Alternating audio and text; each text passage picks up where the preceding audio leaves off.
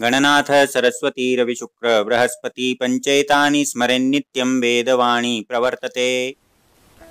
नमस्कार मित्रों, मैं पंडित विश्वास तिवारी आप लोगों का अपने YouTube चैनल पे बहुत बहुत स्वागत करता हूँ। आज हम लोग बात करेंगे गोवर्धन पूजा के विषय में। गोवर्धन पूजा का अर्थ क्या है, इससे संबंधित एक रोचक कथा मैं आप लोगों को बताऊंगा। किन चीज़ों का उपयोग, किन चीज़ों का ध्यान रखना चाहिए इस पूजन में, ये बातें आज मैं आपको बताऊंगा। सबसे पहले गोवर्धन का अर्थ, गोवर्धन नाम का एक पर्वत भी है जो ब्रज क्षेत्र में है, और गोवर्धन शब्द का अर्थ होता है गाय का बढ़ाने वाला, गाय को बढ़ाने वाला। गोधन धन के रूप में माना जाता है। गोधन की वृद्धि करने वाली ये तिथि है, ये पर्व है। और गोधन ही नहीं, किसी भी प्रकार के धन को बढ़ाने वाली ये तिथि है। इसलिए सब लोगों को इसका सदुपयोग करना चाहिए, इस उत्सव को मनाना चाहिए। हमारी संस्कृति के मूल में हम लोग गौ को लेकर के चलते हैं, सनातन संस्कृति के मूल में, तो इसलिए बहुत ही महत्वपूर्ण ये पर्व होता है। एक रोचक कथा मैं आप लोगों को बताता हूँ जो भागवत महापुराण में है, भगवान श्री कृष्ण से संबंधित है। पहले इस तिथि के दिन, प्रतिपदा के दिन, देवराज इंद्र का पूजन होता था। कृष्ण जी ने इस परंपरा को परिवर्तित किया है। उनके हिसाब से इंद्र का पूजन क्यों किया जाए, जब हमको सब कुछ देने वाला ये गोवर्धन पर्वत है। चूँकि गोवर्धन पर्वत पे ही जाकर के नंद बाबा की सारी गैयाँ चरती थीं। उस गांव के सभी लोगों के पास जितनी भी गायें थीं वो सब गोवर्धन पर्वत पे ही जाकर के चरती थीं। उस गोवर्धन पर्वत से ही सबका आमदनी का सोर्स जुड़ा हुआ था, स्तोत्र जुड़ा हुआ था। तो पूजन गोवर्धन का होना चाहिए, इस प्रकार से श्री कृष्ण ने सभी लोगों को मना लिया। आखिरकार प्रतिपदा की तिथि आई, गोवर्धन का सब लोगों ने पूजन किया, बहुत सारे नैवेद्य वहाँ रखे गए, और भगवान श्री कृष्ण एक स्वरूप में तो ग्वालों के साथ में जो बाल लीला कर रहे थे उस रूप में थे, और एक स्वरूप में गोवर्धन पर्वत में विराजमान थे, और जितना भी भोग आदि अर्पित किया गया था उसको सबको उन्होंने स्वीकार किया, ग्रहण किया। जब ये खबर देवराज इंद्र तक पहुंची कि इस वर्ष बलि प्रतिपदा के दिन इंद्र का पूजन नहीं किया गया है, तो इंद्र को बड़ी नाराज़ी हुई। उन्होंने पूछा कि किस कारण से नहीं हुआ है पूजन। तो बात पता चली कि कृष्ण नाम का कोई बालक है, उसने पूरे ब्रज क्षेत्र को भ्रमित करके और देवराज इंद्र की जगह पर्वत का पूजन करवाया है।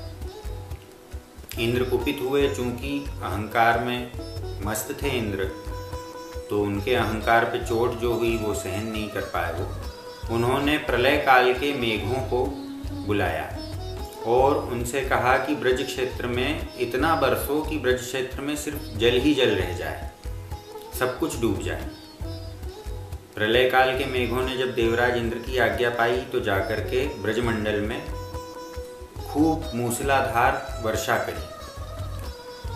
गांवों में पानी भरने लगा, यमुना जी अपनी सीमा से आगे बढ़ कर के बहने लगी। सब लोग घबराने लगे। तो कृष्ण से पूछा कि अब तुमने देवराज इंद्र का पूजन करने से मना कर दिया, लेकिन अब इंद्र कुपित होकर के हम लोगों को मारने के लिए प्रयत्न कर रहे हैं, तो अब क्या किया जाए।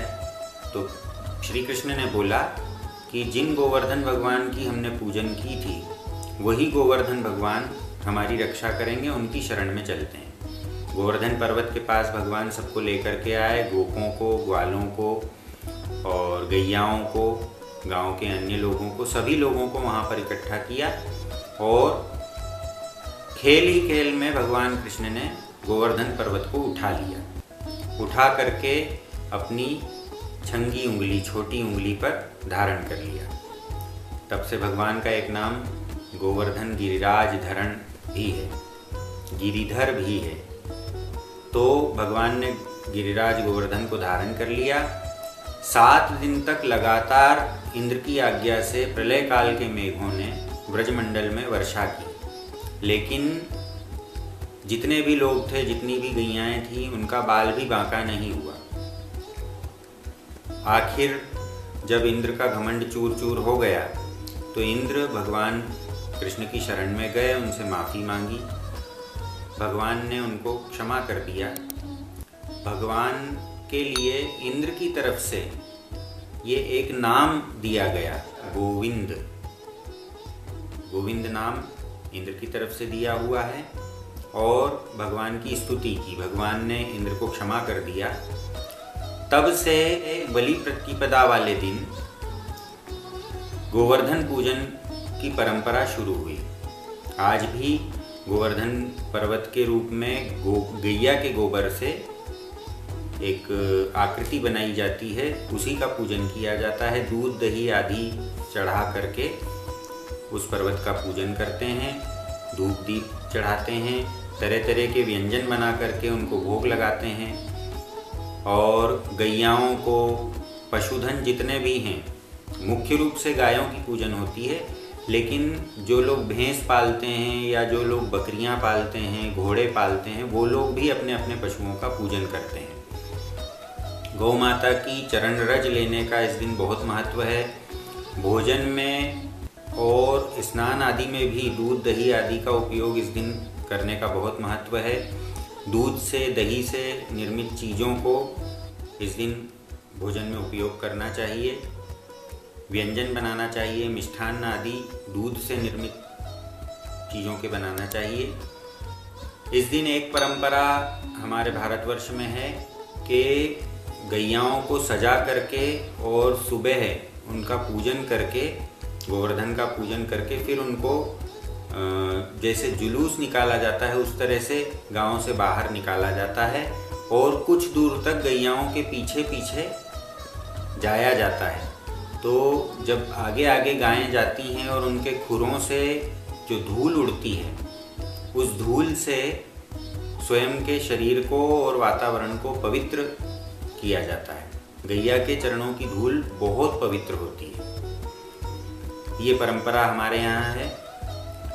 किसी भी प्रकार के धन की वृद्धि के लिए केवल पशुधन नहीं, स्वास्थ्य भी धन है, धन संपत्ति तो धन है ही, मनोकामनाओं की पूर्ति भी धन है। जिस भी प्रकार के धन की प्राप्ति करना हो, संतान प्राप्ति करना हो, सुख सौभाग्य प्राप्ति करना हो, यश प्राप्ति करना हो, नाम बढ़ाना हो, इन सब उद्देश्यों की पूर्ति के लिए गोवर्धन पूजन करना चाहिए। गोवर्धन के पूजन से सब कुछ प्राप्त होता है। सब कुछ देने में समर्थ गोवर्धन महाराज हैं। आज की वीडियो में इतना ही। आप लोगों को वीडियो अच्छा लगा हो, जो जानकारी मैंने दी है वो पसंद आई हो, तो आप लोग लाइक करिए, अपने मित्रों के बीच में शेयर करिए। सब्सक्राइब नहीं किया है तो सब्सक्राइब जरूर कर लीजिए और बेल आइकॉन दबाना बिल्कुल न भूलें। धन्यवाद। सर्वे भवन्तु सुखिनः। हर हर महादेव।